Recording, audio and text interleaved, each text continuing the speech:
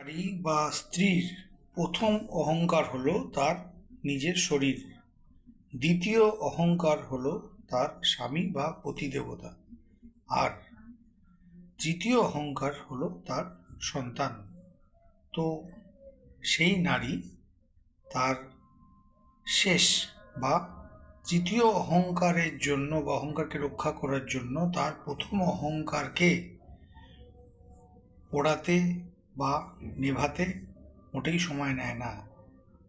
সেই অহংকারকে, তার প্রথম অহংকার অর্থাৎ তার যে শরীর, সেইটিকে পুড়িয়ে ফেলতে বিন্দুমাত্র দ্বিধা করে না। অর্থাৎ তার সন্তানের জন্য, অর্থাৎ যেটি কিনা তার শেষ অহংকার বলা হলো, সেইটির জন্য সে তার সুন্দর চেহারাকে কুৎসিত করতেও পিছপা হয় না, আর তার শেষ নিঃশ্বাস অবধি সেই সন্তানকে সুরক্ষা দিয়ে থাকে। এই বিষয়ে একজন পুরুষ তার বরাবরই, অর্থাৎ সেই নারীর সঙ্গে বরাবরই কখনোই করতে পারে না।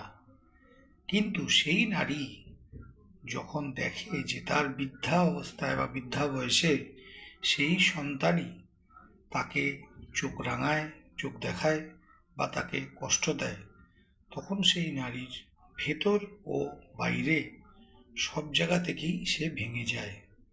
এটি হলো একজন মায়ের বা একজন প্রকৃত সংসারী নারীর সাইকোলজি।